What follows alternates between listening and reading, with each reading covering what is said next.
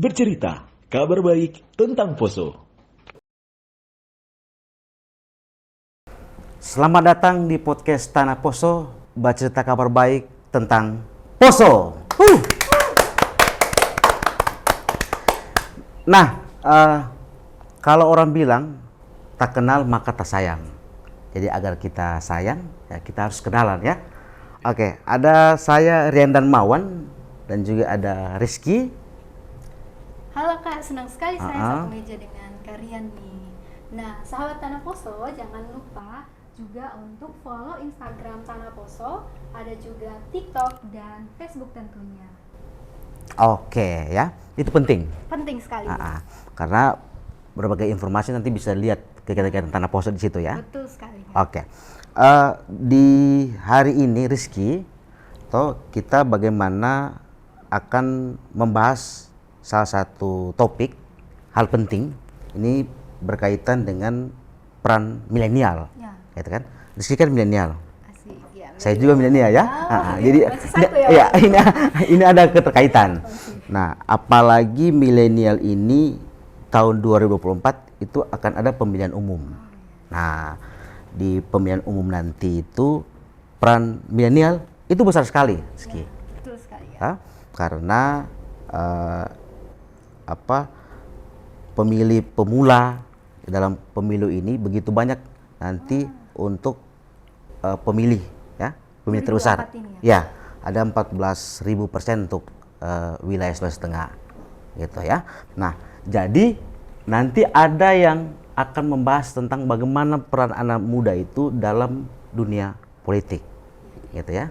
Ini akan semakin seru, nanti ada yang bahas gitu ya. Ya, betul sekali Kak. Okay. Nah, ada satu tulisan yang mengatakan bahwa pemilih itu bukan memilih orang baik, Betul. tetapi menghindari dari orang yang buruk. Benar sekali. Nah, karena bicara soal politik itu ya, padahal politik itu kita tidak hanya bicara soal mencoblos, memilih gitu kan.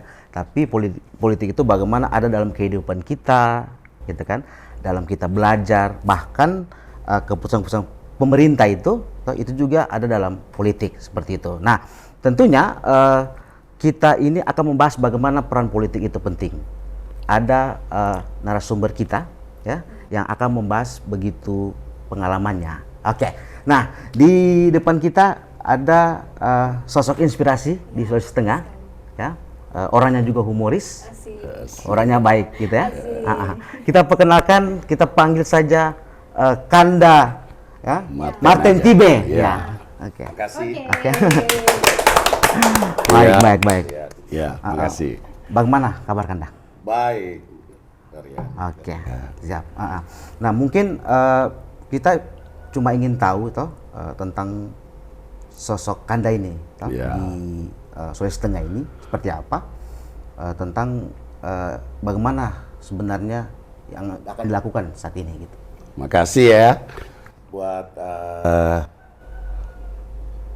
teman-teman di broadcast Tanah Poso ya.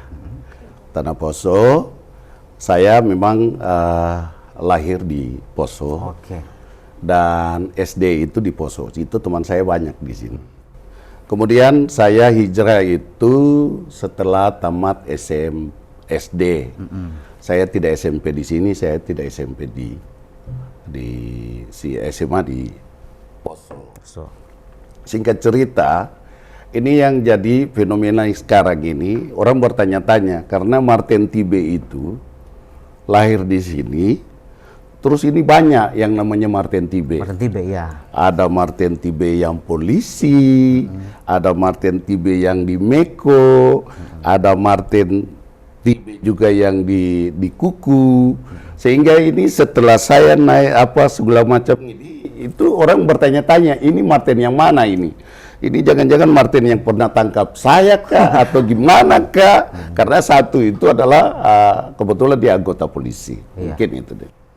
Sementara Kan kita panggil Kanda saja ya. ya, Kanda aja enggak apa-apa. Ya.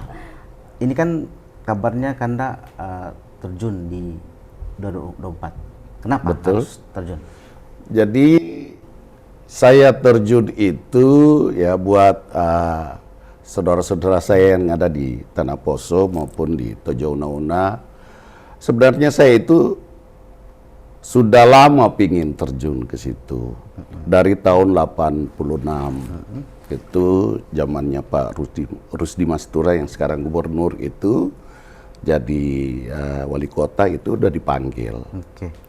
Untuk waktu itu kita kebetulan beliau wali kota, jadi kita waktu itu masih sistem 3 partai. Jadi itu masih pilih nomor urut. Setelah itu berkembang, saya dipanggil terus gitu, ikut terpanggil.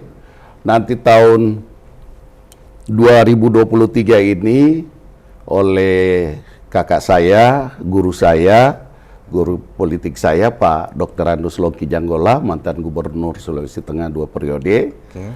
Sehingga kau banyak yang panggil itu untuk bisa mencalonkan diri di Kabupaten Poso. Itu sampai sekian kali dia panggil saya, nanti itu yang sampai mendaftar diikut sertakan juga, dimonitor apa saya mendaftar atau tidak gitu. Itu singkat cerita gitu. Untuk kenapa bisa terjun di politik gitu. Sebenarnya saya latar belakang itu adalah pengusaha. Saya pengusaha. Berapa tahun pengusaha itu? Saya dari tahun 91. 91 saya berhenti itu sekarang sudah 2019 gitu. Setelah tidak ya saya coba-cobalah beradu nasib, karena saya lihat selama Pak Longki jadi gubernur, banyak hal-hal yang saya coba pingin lakukan, kayak contoh ya jalan ke Bada itu kemarin itu kan. Dulu itu tidak begitu. Tahun 97 saya lamaran di atas, kebetulan istri saya orang di atas. Terus itu juga kalau dulu itu masih 3-4 hari orang kalau mau sampai di sana itu. Dan itu pakai mobil hardtop. Ya, sekarang ini kata orang kalau ada orang ngidam, orang Badak ngidam di itu bisa turun ke tentena, bisa makan bakso, habis itu pergi lagi gitu, karena ya waktunya tinggal 1,5 jam gitu, jadi mungkin 3 jam pulang pergi gitu. Kanda tadi mengatakan 19 tahun ya, ya. Pengusaha pasang surut kemudian naik, itu untuk maksudnya mempertahankan sampai bisa stabil, itu gimana Kanda? Ya. Ini mungkin untuk anak-anak muda juga ya? Ya, buat anak muda ya, kalau kita mau stabil pasang surut ya modal kepercayaan. Kepercayaan kepada masyarakat sama masyarakat, terus ya harus kerja yang betul gitu. Itu yang betulnya itu Pak seperti apa? Ya, kerja yang betul itu ya seperti ya harus sesuai spek, tidak ada temuan. Ya kan, kita ini diawasi sangat luar biasa gitu. Selain BPK, inspektorat, apa segala macam, terus belum lagi aparat gitu. Jadi betul-betul bekerja sesuai ini. Ya, sesuai besteng gitu, sesuai aturan. Jadi kan gini, Kanda kan orang bilang kalau berpolitik itu dia harus banyak uang gitu ya. Bagaimana kalau anak-anak muda ini? Itu kita yang mau maju tapi terkendala soal itu, apakah itu menjadi halangan? Kayak contoh mungkin Rizky gitu kan? Ya. Tapi tidak ada uang, bagaimana itu? Ya, kalau Rizky itu bisa saja dia kalau ada mungkin berminat untuk dilamar oleh, apalagi sekarang ada partai anak muda, mungkin udah tahu gitu kan? Ya, yang dipimpin oleh Mas Kaisang Pangarep. Itu anak muda semua di situ gitu, ya kan? Saya pikir uang itu nomor 2. Yang penting itu bisa masuk di dunia politik, itu bisa menyerap aspirasi yang ada di masyarakat gitu. Karena setelah itu kita masuk, terus kita terpilih, itu yang harus diimplementasikan gitu. Kita terjun ke masyarakat, segala macam untuk bisa kita berbaur dengan mereka untuk bisa menyerap aspirasi atau tidak mengerjakan hal itu, yang apa yang kita sudah lihat di masyarakat gitu. Berarti kalau tidak ada uang itu tidak jadi halangan gitu. Tidak menjadi halangan. Saya sudah tidak pernah ya juga itu uang nomor 2 gitu. Oke. Gimana kalau mau ada uang terus tidak ada partai yang Iya. ya kan begitu juga sebaliknya. Artinya kosong gitu ya. Ya, gitu. Ya, Bisa ya Pak? bisa. Jadi mungkin sudah punya rencana nanti kita bisa di Oh, boleh sekali. Kalau mau melamar nanti di Ado, ya tidak sebut Ado, silakan. Kalau ada anak muda yang mau bergabung dengan kita, banyak kok. mungkin anak kalau muda. Rizky mau lamar yang lain dulu ya. Ya, mau lamar yang lain.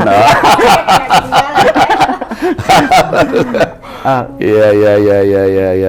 Kan gini, peran pemuda itu terhadap politik masih banyak anak muda yang melek tentang politik. Betul. Ya, Oh. maksudnya apa yang bisa orang bilang kasih penguatan gitu bahwa kita kan pemilihnya banyak. Iya, betul. Kenapa tidak menjadi inilah corong gitu, maksudnya jadi apa orang yang terlibat langsung gitu. Gitu.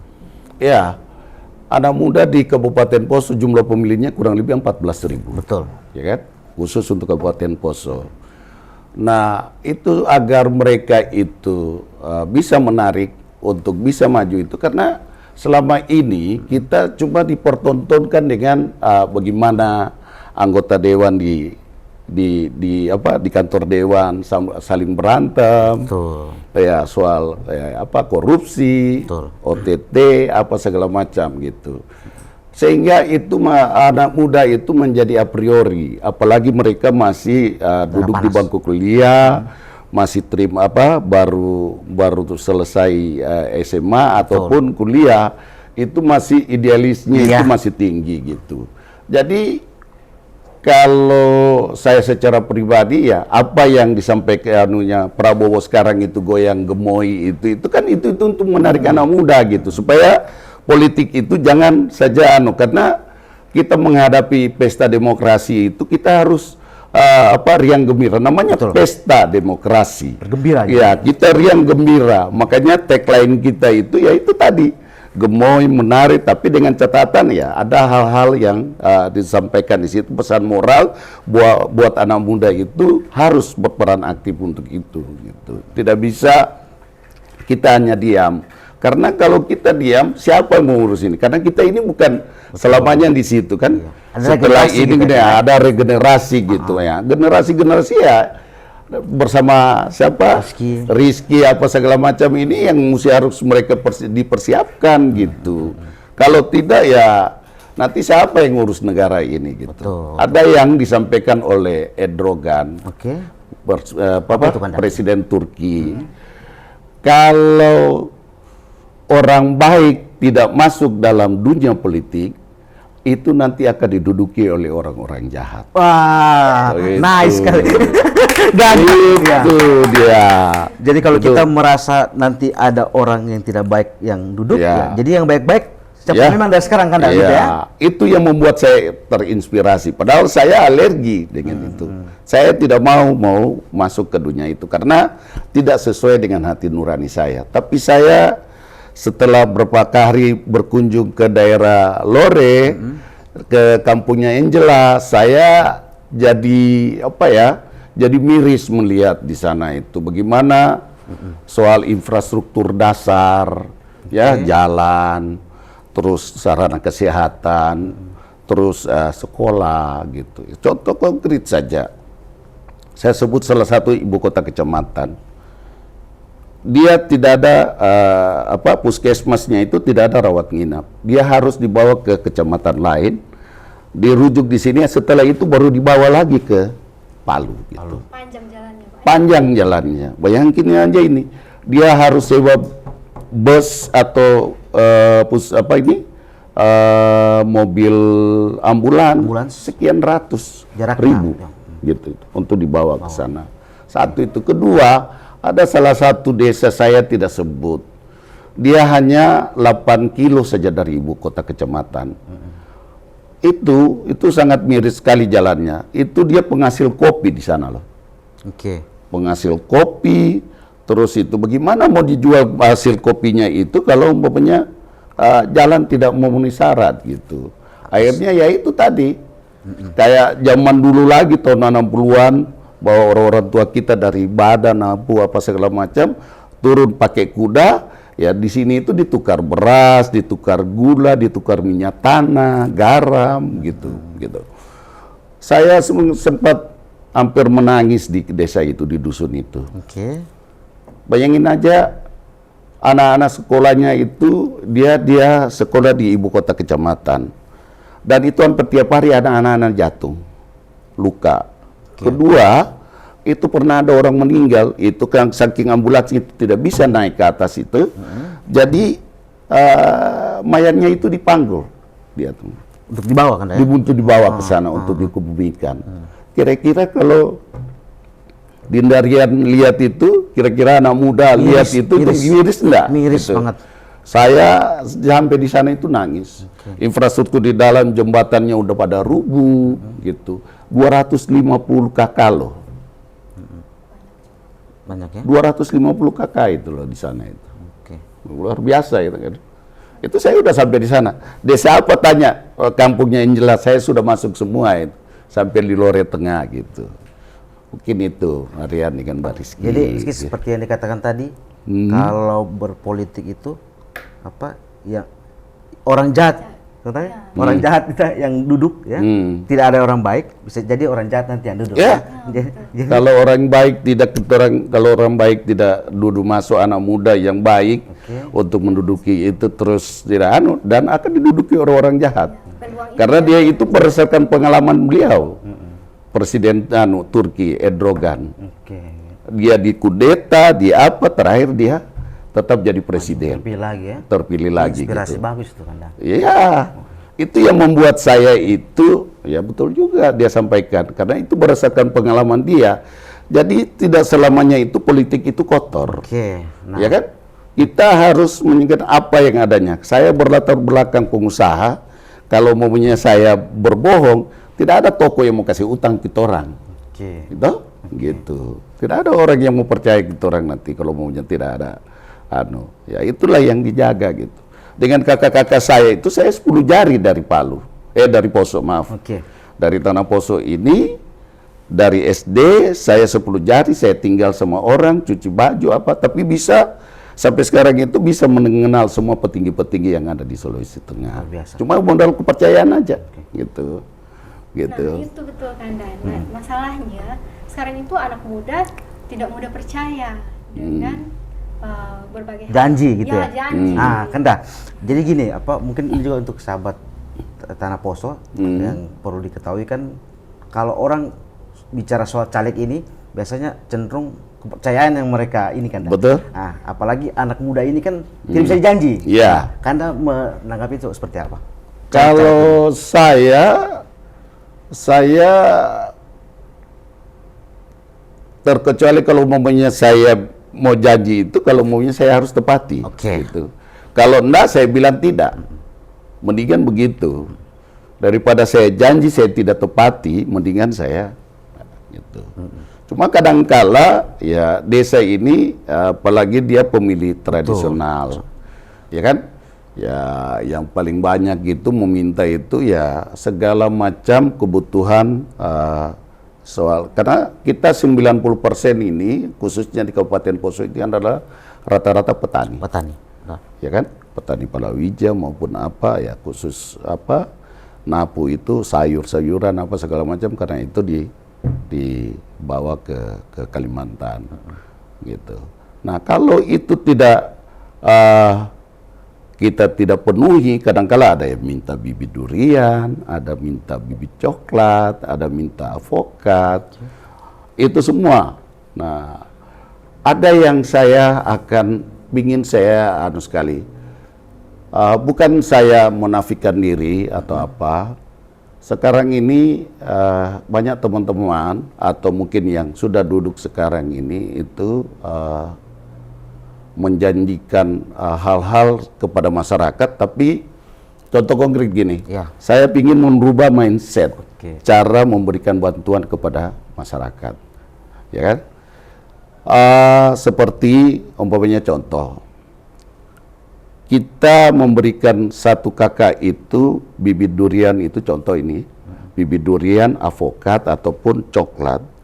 Kalau 1 kakak itu hanya diberikan 10 pohon atau 5 pohon, terus lahannya itu sampai 2-3 hektar itu, terus itu mau ditanam di mana gitu kan? Itu kan berarti kita cuma hanya tanam di halaman saja gitu, halaman rumah. Tapi kalau umumnya kita berikan dia sesuai dengan dia punya besaran lahannya, itu umumnya contoh bibit durian. Kalau dia 1 hektar itu bisa masuk. Kalau dia jarak 8 meter itu bisa masuk 100 pohon. Kalau maunya dia jarak 6 meter dia bisa masuk 100 pohon. Kita berikan 100 pohon, 110 pohon gitu. Begitu juga coklat, begitu juga alpukat gitu. Supaya mereka 5 tahun akan datang kita sudah tidak duduk di situ, itu dia sudah menghasilkan gitu. Sudah dia mandiri sendiri gitu. Tapi kalau sekarang dikasih ini, tahun depan dia minta lagi gitu. Sekarang kalau mobilnya itu belum tentu dia hidup 5 pohon loh. Mungkin gagal panen apa? Ya, dia gagal panen. Begitu juga untuk memberikan itik. Tapi dengan catatan ya, kita harus libatkan PPL yang ada di lapangan dan saya harus cross check. Betul nggak? Luas lahan Bapak Ibu ini sekian hektar atau berapa area gitu. Kalau tidak perlu survei Pak ya? Ya, saya bukan itu harus tinjau lapangan dan itu harus ya maksimalkan PPL di lapangan, penyuluh pertanian yang ada di desa itu gitu untuk menjaga hal itu gitu. Karena dari data PPL itu kan juga mempengaruhi kan? Iya, betul. Gitu. Iya. Ini mungkin Anda mau ditanya, kayak serius sekali tadi ini. Iya. Panah. Tuh, ya. Panas ya. Ya. Asik bicara soal politik. Banyak permasalahan anak muda sekarang. Betul. Nah, adakah permasalahan anak muda yang bisa diselesaikan dengan politik menurut Bapak? Iya. Anda bagaimana? Anak muda diselesaikan dengan politik bisa saja. Itu kita intervensi. Kira-kira apa? Ya sekarang contoh. Dulu minta maaf, saya harus cerita ke belakang ini. Dulu itu Anoa, kalau pernah pergi di Palu, Anoa itu anak-anak itu nakal di situ. Saya minta maaf, kalau bukan mabuk mencuri, ya kan? Kalau momennya dulu setiap hari dia mencuri, kita buatkan dia supaya tinggal 3 hari. Habis itu tinggal seminggu sekali. Habis itu hilang. Itu kemarin yang dianukan oleh gubernur sekarang, dulu waktu beliau wali kota. Sehingga itu tidak ada lagi anak nakal, tidak ada anak-anak yang mencuri itu. Caranya ya kita rekrut mereka, ada yang dimasukkan ke Satpol PP, ada yang di Sapam di Mall Tatura, semua dipekerjakan. Jadi mereka pulang udah capek, nggak ada lagi. Dulu itu kalau Rian lewat di Jalan Anoa, rawan. Ya jam 9 jam 10 jangan memang lewat di situ. Gitu. Tapi sekarang itu nggak ada lagi. Di Kota Palu itu nggak ada lagi yang hal-hal semacam itu. Berarti bisa dikatakan karena ketika mereka diambil untuk bekerja dari pengangguran ke bekerja, berarti peran politiknya situ besar. Betul. Gitu? Dari pemerintah. Betul. Gitu. Terus juga dari peran politik kita kan banyak program di pemerintahan, di sosial itu banyak. Kita juga bisa memberikan tentu bantuan KUB itu kan bisa untuk memberikan mereka pelatihan untuk buat bengkel, jual-jual. Kalau mereka dia punya animonya mau untuk berusaha gitu. Bisa untuk buat jual galon. Kalau ibu-ibu Rizky mau bikin kue ada juga di situ. Bantuan itu ada di situ. Bisa kita salurkan. Kalau mau ya, walaupun saya belum jadi, saya bisa membantu hal itu. Iya. Ya kan? Jadi pengusaha kecil. Iya. Jadi pengusaha rumahan, iya. UMKM. Jadi Rizky sudah jelas yang Anda bilang bahwa politik itu bisa merubah atau kayak tadi pengangguran gitu kan. Betul. Nah, mungkin kalau yang dikatakan Rizky ini mungkin dia soal hati kali ya. Iya. Apakah politik bisa mempengaruhi gitu?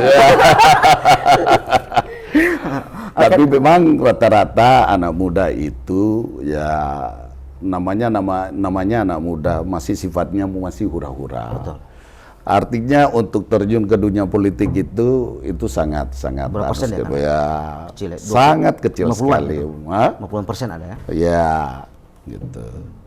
Jadi tidak semua ya. Mungkin mudah-mudahan dengan Kaisang Pangarep dengan Gibran turun ke dunia politik gitu. itu bisa menjadi inspirasi buat mereka gitu. Bisa terbuka wawasan. Wah, rupanya beliau bisa sudah jadi wali kota, ini mau jadi wakil presiden atau apa. Begitu juga Kaisang mungkin jadi wali kota di Tangerang atau apa gimana gitu kan. Gitu. Ada mungkin yang kita ingin tahu waktu anak muda dulu kan sebelum di politik itu kan ngapain? Kalau saya anak muda di Yado ya bergaul dari semua orang. Saya ini karena 10 jari pergi ke Poso, ke Palu dari Poso, itu tinggal sama orang, bergaul dengan anak-anak pejabat, almarhum Tahmidillah Saido itu. Saya bergaul di situ, saya ditempa di situ. Bagaimana kita kumpul di situ itu, mungkin tahu Radio Nebula, itu saya dari tahun 80-an mendirikan hal itu di situ. Jadi kumpul anak muda, bikin apa, yang sekarang kemarin meninggal juga ada dari sekian itu kita sudah mungkin 5 atau 6 yang udah meninggal. Mungkin dengan tahu Ican Rolemba, ya itu semua itu dedengkotnya Nebula itu dulu itu. Kita kalau mau bikin lagu-lagu Prambors biasanya dulu kan radio Prambors apa membuat untuk lagu-lagu daerah apa segala macam untuk terus diperlombakan secara nasional gitu, mendatangkan artis-artis ibu kota kita gitu. Dulu kita bergaulnya begitu gitu. Jadi ada hal-hal yang positif di situ, kenal pejabat, kenal kakak-kakak yang gitu. Dan sama mereka itu modal kepercayaan. Ya, sampai hari ini pun juga saya tetap rendah diri itu dalam artian begini. Kadangkala tanpa sadar saya, walaupun mantan gubernur itu, saya selalu refleks.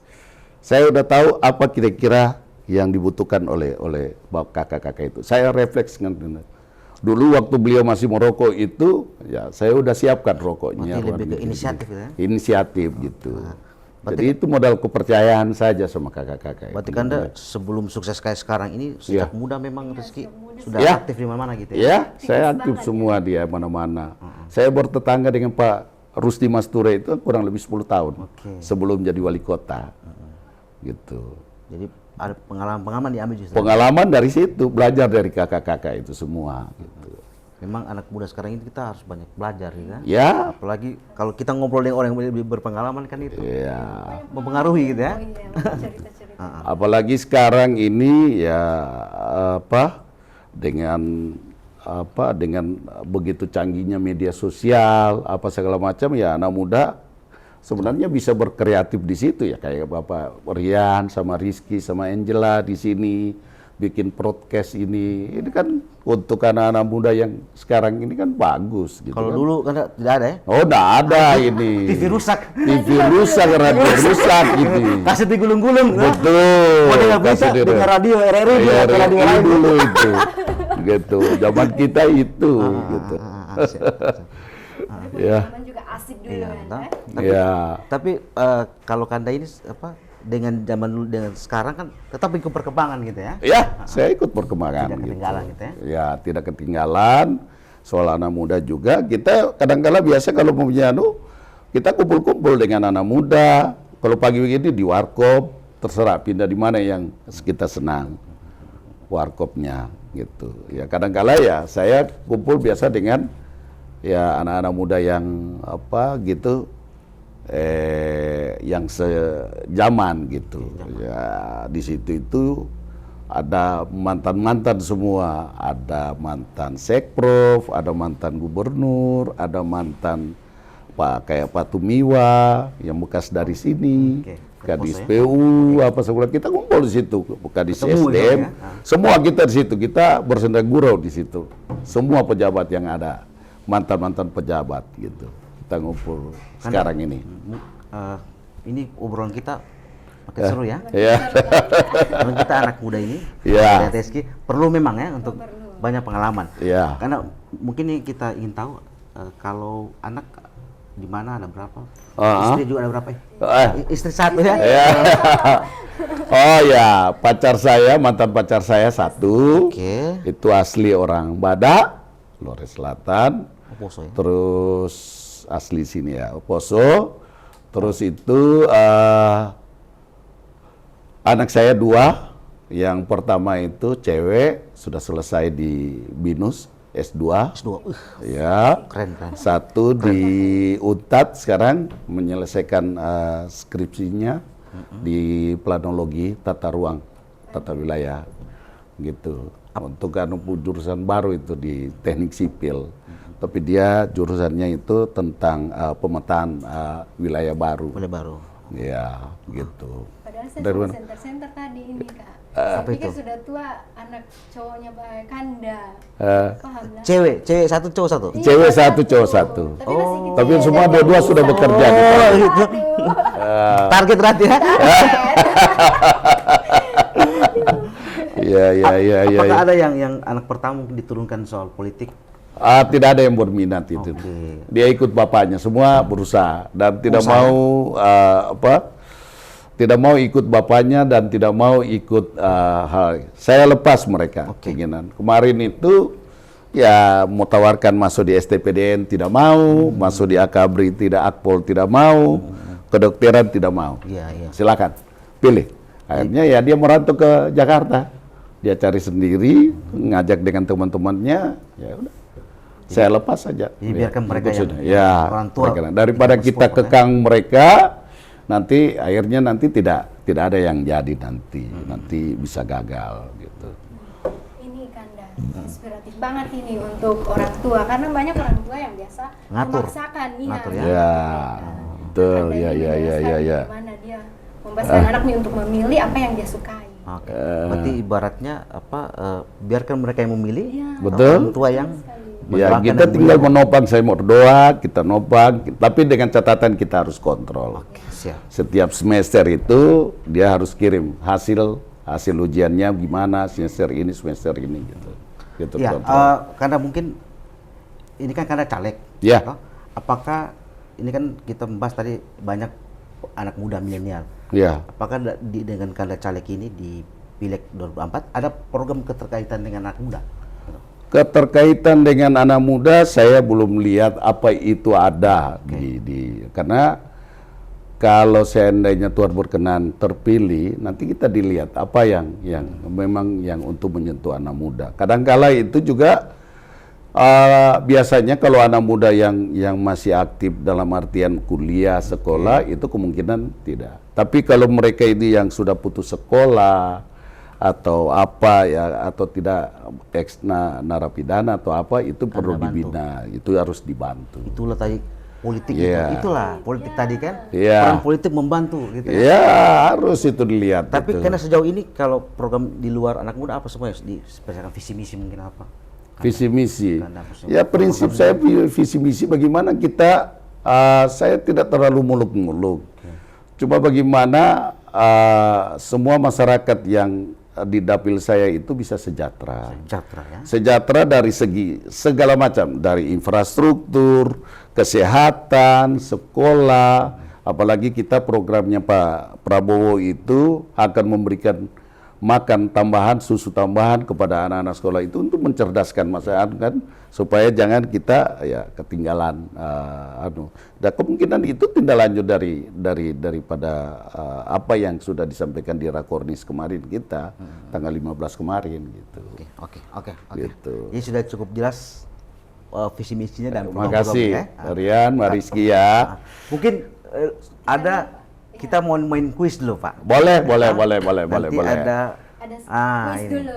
Kuisnya, kuis. Seberapa Siap. posonya Kanda ini? Siap. Kalau tidak salah lu bosonya di Lawang ya, Anda ya? Saya Aspol. ya di Kasih Guncu. Oh, Kasih Di sini Kasih Guncu, sorry. di depan bioskop Nirmala. Iya, dekat Aspol itu ya? Ya, Aspol itu, jadi- itu tempat main saya itu. Karena Kanda pernah tinggal di Poso, Iya. istri juga orang Poso, Iya. kita mau cari tahu ini ya, apa Betul. tahu tentang Poso ini. Iya. Mungkin Wah. kita ini di layar Kanda, ya Rizky ini. Iya. Ini Kanda. Ya, ya, ya, Apa ya, ini, ya, Kanda? ya. kita Ini patung Pelindo yang ada di Lore Barat di Desa Kolori. Desa Kolori ini, kenapa kemarin ini Pak Gubernur mencanangkan 1000 megalit itu di Kokandate dengan susah payah beliau naik helikopter dengan kondisi kesehatan yang begitu tidak baik, tapi beliau mencanangkan hal ini untuk jadi tujuan wisata. Wisata. Oke. Dinda Rian dengan Dinda Rizky, ini karena saya tahu bahwa ini adalah tujuan wisata ke depan, itu di sebelah jalan ini itu saya sudah tanam durian, itu kurang lebih 10 hektar. Lahan sendiri Kanda? Iya. Wah. Jadi 10 hektar itu nanti mungkin saya akan buat semacam objek wisata makan kuliner, makan peti sendiri atau gimana, bayar berapa, kalau bisa mampu sehabisnya satu buah atau satu biji. Berapa pohon? Kurang lebih 1000. Iya. Sekarang 1000 sudah Sudah mungkin kalau ke depan bisa sampai sudah belajar berbuah tahun Ya, depan. siap-siap. Ya, kalau mau Marian Siap-siap. dengan Mbak Rizky mau ke sana tahun depan boleh gitu. Cuma saya Kanda kalau makan durian cium bau. Tidak mampu. Padahal saya baru mau ajak Kanda ini. Iya, iya, iya, iya, iya. Terkait ini kan orang bilang kan banyak yang kasih rusak apa gitu. Ada yang ini. Nah, untuk menjaga ini bagaimana Kanda? Ya, makanya kemarin ini kan sesegera mungkin Pak Gubernur mengambil langkah untuk membentuk dinas sendiri, dinas kebudayaan, sehingga diambil alih lah dari wilayah Gorontalo kalau nggak salah Suluteng itu ke Palu sekarang ke Provinsi Sulawesi Tengah, sehingga itu kita bisa tata sendiri nanti itu, dan ini sudah melakukan penataan dan itu tidak ada lagi orang, kemungkinan ini dalam waktu dekat itu akan ditertibkan dan segala macam untuk dibuatkan mungkin landscape untuk mainan anak-anak atau untuk pokoknya tujuan wisata gitu agar bagus mereka nyaman. Jadi maksudnya juga tidak sembarang kan nanti ya dibuat. Iya, iya. Dan ada programnya Pak Gubernur sekarang itu mungkin setiap desa itu dibuatkan homestay. Jadi ada rumah-rumah penduduk yang dipilih salah satu di situ yang dekat dari situ. Dibuatkan homestay yang supaya kadang-kala biasanya tempat menginap itu tidak ada buat orang-orang dari luar kayak bule atau orang-orang asing, turis asing yang datang untuk berwisata di sana gitu. Jadi sehingga ada program mungkin mulai tahun depan jalan itu. Jadi desa-desa yang dekat-dekat dari patung ini itu kemungkinan dibantu untuk buat homestay dan itu diolah oleh diolah oleh yang bersangkutan. Nanti dilatih dari SMK bagaimana caranya melipat spray, bagaimana mereka menyajikan sarapan, apa segala macam gitu. Jadi dilengkapi fasilitas. Mungkin satu desa 10 atau 5 kurang. Saya dengar begitu. Mudah-mudahan bisa terrealisasi. Oh ya, harus itu. Nah. Ada lagi satu nih Kanda. Ya. Kita lihat. Air terjun Salopa ini. Saya pernah turun di bawah Kanda? Oh ya. Saya kalau punya liburan sering ke sini. Habis dari Siuri kalau punya ini ke sini. Ada anak istri saya suka sekali ke sini anak-anak saya. Di Salopa. Dan ini mesti juga harus dijaga ini. Karena persoalannya ini airnya ini mulai ini bisa berdampak kekeringan, contoh konkret kayak Danau Poso. Kemarin ya, sempat surut ya. Karena di atas ini itu yang perlu dilarang. Karena ada masyarakat yang tanam sawit di sana. Kalau sawit itu, dia itu kan mengisap air yang paling banyak dia itu. Gitu. Jadi ya itu harus dijaga dan kalau tidak ya ini bisa kering juga gitu. Airnya habis. Harus dijaga ini, harus dilestarikan gitu. Karena ini adalah objek tujuan wisata gitu. Luar biasa ya. Ya. Ternyata betul orang Poso tahu ya. Dan sudah rasakan. Iya. Sudah pernah turun situ ya. Iya. Betul. Oke, memang Ya, sebenarnya ya. diskusi kita masih panjang, Ya. ngobrol kita karena masih banyak, cuma karena ya itulah Ya. waktu sudah ditentukan. Oke. Mungkin bisa disampaikan closing statement terkait anak muda Kanda, atau mungkin tentang Poso, bagaimana pembangunan nanti ketika Kanda kan caleg sekarang toh seperti itu. Peran anak muda terhadap politik, kemudian pesan-pesan untuk Poso gitu. Silakan Kanda. Peran anak muda untuk politik, dan ya saya pikir belajar daripada konflik kemarin kita, jangan ini terjadi lagi. Ya itu harus sesegera mungkin dicegah. Ya apalagi kalau anak-anak sekarang, ya sekarang ini lagi bukan mabuk-mabukan lagi yang ini sekarang ini narkoba ini sangat luar biasa, ini sudah sampai ke tingkat desa. Itu yang harusnya peran orang tua, bagaimana ini menjaga hal itu gitu supaya ini jangan terjadi. Karena kalau itu lagi pasti akan terjadi gesekan, yang hal-hal yang tidak diinginkan gitu. Itu pesan saya kepada khususnya untuk anak muda gitu. Boleh aja kumpul-kumpul asal yang kumpul-kumpulnya yang positif gitu kan. Sekarang ini apa aja bisa dibuat untuk dengan ya saya lihat di lapangan sana itu banyak anak-anak yang gym, ada yang olahraga, ya kan? Ambil hal positif gitu. Iya, hal-hal yang positif gitu. Olahraga situ ngumpul-ngumpul dengan teman-teman gitu. Itu banyak yang Dan kalau maunya, kalau saya jadi itu saya pingin bantu tempat itu. Gym itu. Ya, untuk gym itu. Saya pingin bantu. Cuma sayang saya belum ada duit untuk secara pribadi. Kalau ada duit secara pribadi saya mau itu. Karena itu adalah tempat kumpul anak muda, dan saya senang dan saya suka seharian di situ gitu. Siap. Gitu di gedung olahraga apa sana itu, di Lawanga ya. Di Lawanga. Kasintuwe ya. Iya. Gitu. Oke. Kira-kira. Terima kasih Kanda. Iya. Ya, terima kasih sekali ini Kanda, Oke. karena itu banyak hal yang kita dapatkan. Ya. Cerita dari Kanda, inspirasi dari Banyak poin-poin ya. muda, dari muda sangat gigih. Ya. Dari tangan 10 jari, 10 jari sampai sekarang sampai orang sekarang. sukses gitu ya. Terima kasih. Oke, terima kasih untuk sahabat Tanah Poso sudah bersama kita di podcast Tanah Poso hari ini. Ada Kanda Martin Tibe bersama kami, sudah cukup banyak diulas tadi ya, dari masalah pribadi dan masalah keluarga, kemudian masalah yang lain gitu ya. Ini menjadi inspirasi untuk kita ya. Oke, kita bisa ketemu nanti di lain waktu dan kesempatan. Terima kasih semuanya. Saya Rian Darmawan. Dan saya Reski, sampai jumpa di podcast selanjutnya. Oke. Terima kasih.